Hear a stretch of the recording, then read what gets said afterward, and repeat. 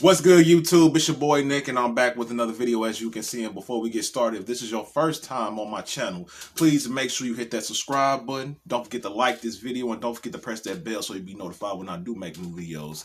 And today, man, today's video, we are reacting to the album that saved Chris Brown's career. And we already know what album that is. As you can see, it's in the title. You know what I'm saying? Such a dope album, and still to this day, I still listen to it. But anyway, bro, without further ado, let's get straight into the video.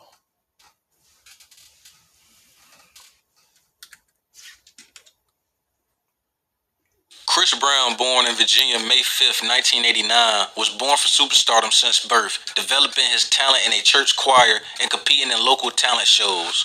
But Chris Brown didn't have it easy. He grew up in a domestic violence home where his mother, Joyce Hawkins, would get brutally beaten by her boyfriend at the time, with the situation traumatizing Brown. In Chris Brown mid-teens, he would get discovered by Hit Mission Records. Chris Brown's father knew some connects in the music industry, and they would get Hit Mission Records to provide proper voice coaching for Brown, so he could prepare a demo tape to take it to New York and try to get a record deal. One of Chris Brown's first stops would be at Def Jam offices, where he would audition for Def Jam senior A&R executive at the time, Tina Davis, who would be impressed with him immediately and took Brown to then president of Island Def Jam Records, L.A. Reid. Chris Brown would get into contract negotiations with Def Jam, almost signing to them, but then Tina Davis, the one who he auditioned for, would get fired from Def Jam. And Brown trusted her vision to put his career in her hands, making her his manager, so Tina would start shopping his demo around the industry.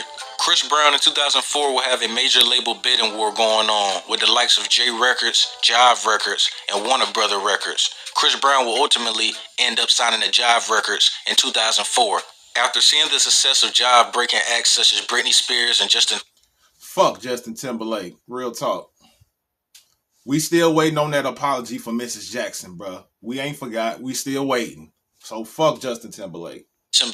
Brown felt it was the perfect label to break into the pop world. On November 29th, 2005, Chris Brown will release his debut self-titled album, with the album becoming a success, debuting number 2 on the Billboard 200, selling over 100,000 copies. Yo, man, this album, bro, like, this is definitely a classic. When I heard people say, like, when I heard people say, do Chris Brown has, like, a classic album, or I immediately go to this, because this album was the spark, you know what I'm saying? It was the spark that set him off to have a really, really successful career, you know what I'm saying? But, this album is still dope to this day. I still listen to it. You know what I'm saying? If this is not a classic to you, you know what I'm saying? Hey, that's your opinion. You know what I'm saying? In his first week, propelling Chris to becoming one of the youngest and brightest stars in music, with hits such as Run It, which would top the Billboard Hot 100, becoming Chris Brown's first #1 single on the charts, and becoming the third youngest solo artist to top the charts, with the only other two being Stevie Wonder and Peggy March. Chris Brown will also garner another top 10 hit with Excuse Me Miss, peaking number 7 on the Billboard Hot 100. Chris Brown was on the rise, from making cameos in TV series like the hit show 101 to making his film debut in Stomp the Yard, while also touring non-stop going into 2007.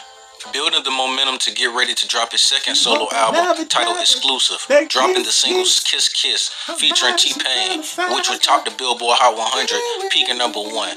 Kiss Kiss would become Chris Brown's second #1 single after Run It, but Chris Brown would take things to even another level when he would release his third single, titled With You, peaking number 2 on the Billboard Hot 100. With You would become one of the biggest selling singles of that year, bringing Chris Brown to a different stratosphere, making the album Exclusive reach platinum status, debuting number 4 on the Billboard 200.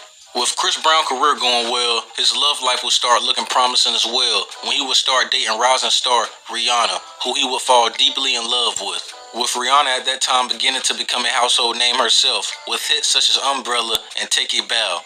The two would hit it off instantly, making headlines, with Chris Brown even singing at Rihanna's 21st birthday and reportedly ending the performance with a kiss. Chris Brown would keep his career going on an incline, with starring in the movie This Christmas on November 21st, 2007, which would generate $49 million in the box office. Chris Brown will also keep the hits coming, being on Jordan Sparks' hit single No Air on February 11th, 2008, which would become a worldwide success, peaking number 3 on the Billboard Hot 100. And later on that year, releasing another smash hit titled Forever, which will go on to peak number 2 on the Billboard Hot 100 with the song Bruh, they played the hell out of this song, bruh. They played the shit out of Forever, bro. You couldn't go nowhere without hearing this. And then the ad on top of that, they double mint turned the song into a jingle. You know what I'm saying? So now you really can't go nowhere without hearing this, bro. Cause like this song was being overplayed, bro, and to the point where I'm like, you know what? I fuck with you, Chris, but like I'm starting not to like this song no more because, like I said, bro, they played this shit in rotation, bro, constantly, bro, for real, for real. You know. Only originally meant for a double mint commercial. The song will go on to become one of the biggest hits of his career. Chris Brown at that time was a top 5 artist in the music industry, dropping hit after hit, and then this would happen. Yeah, the affidavit says that you try to force her, identify the report as Robin F., try to force her out of the car. I mean, you must have some memories of the night. This could help people who might be in the same kind of position. Yeah, but I feel like as far as like for her privacy, and I respect her enough and respect her privacy as well as mine, not to let people know or not to let people know what went on and what went down. Why do you think you were violent? I don't want to go into that. But what do you think, without telling me what she said, you said, I understand that's your privacy, you don't have to say it. What do you think caused you to be violent? Chris Brown would get into a heated altercation with Rihanna after a Grammy party. And allegedly, what would cause the argument was that Chris Brown had revealed to Rihanna he was having a romantic affair with his assistant. According to Chris Brown, Rihanna would start hitting him and scratching him while he was driving his Lamborghini, with Chris restraining her at first, not hitting her. But according to Chris Brown, he would accidentally strike her in the face off instinct once she grabbed his crotch and squeezed it, which would lead to a full-fledged fight while Chris Brown is driving, with after the fight... Man, I'm not saying what he did was right. It wasn't right. It was wrong. You know what I'm saying? But I don't think y'all ladies realize how sensitive that area is down there. I mean, it does get hard when it's time to lay it down in the bedroom, bro. But when it's just chilling and you start messing with it and twisting it and yo, that shit is painful, bro. We can accidentally hit our shit and it hurts. Literally, man. But like all I'm gonna say is, man, like the lesson with this situation, man, is just keep your hands to yourself, man. You know what I'm saying? Just keep your hands to yourself, bro. That's all, man. You know, that's it for real. And that's all I got to say on that. MC leaking the infamous pictures of Rihanna soon after the incident, making this the biggest story of 2009. But in the background for about a year in the relationship, things with Chris Brown and Rihanna wasn't all that what it was hyped up to be. Before the 2009 incident, things had already gotten physical and dark between the two due to infidelity issues and being two stars in their own right and having the world at their fingertips. The 2009 incident was just a straw that broke the camel's back. This incident would set back Chris Brown's career greatly, with brands like Milk, Double Mint, and Wrigley dropping their endorsement deals with him. 2009 will overall just be a bad year for Chris Brown. He would try to get his music career back on track, releasing I Can't Transform You on September. I'm sorry, I did not like this album. I didn't like this song, and I didn't like the album. I just felt like it was, to be honest, it was bad timing. That's how I look at it. You know what I'm saying? Then like he was like, this is like around the time that all of this happened, bro. And I just felt like I don't think this was the right time to put out an album. I mean, he could have took a break. You know what I'm saying? But like I think he was trying to put something out to distract the people from the whole Rihanna situation and stuff like that, you know. But this album just was not it for me, bro. It just wasn't. I can't name you. I can name you like at least maybe one or two songs off this album. The rest of it is a 2-pack of ass. Garbage juice. Literally. December 29th, 2009, it would become a top 40 hit, but many would speculate it only charted so high because how overwhelmingly it was pushed on radio and video countdown shows. Chris Brown would release Graffiti a couple months later on December 8th, 2009. It would sell a little bit over 100,000 copies in its first week, debuting number 7 on the Billboard 200, with the album being a commercial failure compared to his previous albums. It was clear Chris Brown was painted as the villain by the media and fans, with over half his fan base being women. Females felt Chris Brown, even if he was sincerely sorry, he rushed too quick to release music, especially in the same year the assault happened. I agree. Made it seem he wasn't genuine about how sorry he was about his actions. After the album not performing well, Chris Brown would fall into a deep depression, from his friends turning on him to his fans turning on him. He took a time back to reflect on his life and contemplated did he really still even want to make music. In 2010, Chris Brown would befriend Tyga. After meeting him a couple times, the two would become close friends quickly, with them having similar interests.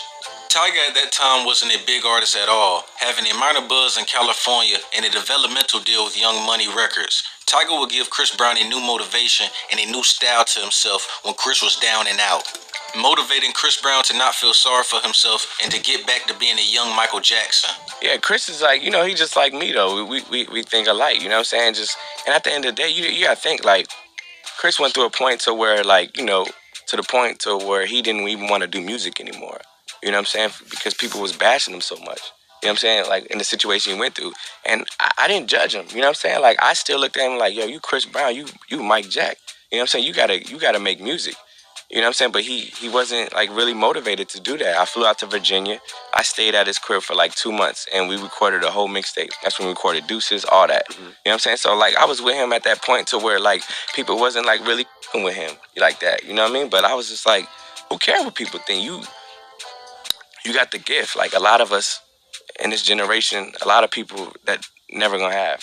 With the help of Tyga, Chris Brown would start implementing hip-hop instruments. And I will say, bro, I was still rocking with him at that time, too. Because, like I said, bro, it was a time when nobody was fucking with Chris. Nobody, bro. And then, like, Tyga came in and started doing music with him. And, he started to create a buzz again. You know what I'm saying? But I'm just saying, bro, like, I was still rocking with Chris at this time. Into his music more and start building his fan base from the ground up. Releasing a series of mixtapes with the In My Zone series and releasing a life-changing F.A.M.E joint mixtape with Tyga, which would take off and lead a whole culture of kids wearing snapbacks and skinny jeans while being young, wild, and free, with Chris Brown audience growing from just females to a mixture of dudes rocking with him now. With hits from the mixtape like I Ain't Thinking About You featuring Bow Wow to the Grammy-winning single Deuces featuring Tyga and Kevin McCall. Becoming a hit in the summer of 2010, with the critics and fans labeling this as Chris Brown comeback moment, peaking number 14 on the Billboard Hot 100 and number 1 on the U.S. Hot R&B Hip Hop Songs charts. In 2010, at the BET Awards, Chris Brown would do a tribute performance to Michael Jackson, which had passed a year prior. Chris Brown would perform Michael Jackson's Man in the Mirror, which was so appropriate to the things that was going on in his life at that time. Yeah. Chris Brown would break down in front of the whole world, and to me it felt like he was cleansing his soul, not just with dealing with Michael Jackson's death, but also with the song resonating so much with him. Chris Brown would build on this performance and go on a crazy run going into 2011. Which would be Chris Brown's career-defining year, in my opinion, by first releasing his second single to his album titled Look at Me Now, featuring Busta Rhymes and Lil Wayne, becoming one of the biggest selling singles of that year, peaking number 6 on the Billboard Hot 100, being his highest charting single since Forever back in 2008. The song will get praised for its fast-tempo melodic type feel, with Busta Rhymes and Lil Wayne putting the icing on the cake with their fast, witty rhyme patterns solidifying the song. Later on that year, he will also collab with upcoming rapper at the time, Big Sean, on March 1st, with them releasing the single My Last, which will become an instant smash, becoming another top 40 hit for Chris Brown. On March 18th, Chris Brown will release F.A.M.E. The album would feature producers and songwriters with the likes of Timbaland, The Underdogs, and Kevin McCall. The album would debut number 1 on the U.S. Billboard 200, selling 270,000 copies in its first week. F.A.M.E, ironically, with everything Chris had achieved in his career up to that point, was his first number 1 album. Chris Brown from that point on will revive his career through consistency and hits. Nowadays, Chris Brown is considered a legend, not just among his fans, but also his peers, and through his career gave us classic music and classic moments. Until next time, luxury intent. Breezy definitely deserved his flowers, man. You know what I'm saying? And 2011 was definitely a defining year for him. You know what I'm saying? Not only he come back with a dope album, man, but he ended up winning a Grammy, which was dope. It was amazing. I was real happy for him when that happened, bro. You know what I'm saying? Because he definitely deserved it, man. You know what I'm saying? Because, like, I do believe in giving people second chances, bro. And he definitely deserves it. And even still to this day, people are still literally putting this against him. Like, come on, bro. That was years ago, bro. How old Chris was, like, what, 19, 18? Come on, man. This man is like 35 now, bro, and y'all still holding this against him, man.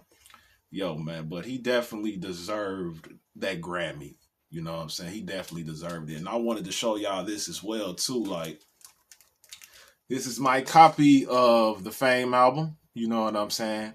And still a dope album. I still listen to it to this day. And I put this album up with X, Indigo, Breezy, Heartbreak Over a Full Moon, Fortune, and 1111. You know what I'm saying? Because, like, when you want to talk about an album that's well put together, this was it right here. This was it. This was it, man. This was just such a dope album, bro. It really was, man.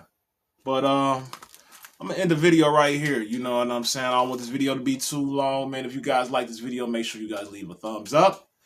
Subscribe to the channel if you're new, and turn those bell notifications on, you know what I'm saying, so you'll be alert whenever I do make a new video, man. But I've been your boy Nick, man, and I'll see y'all in the next video, bruh. Peace.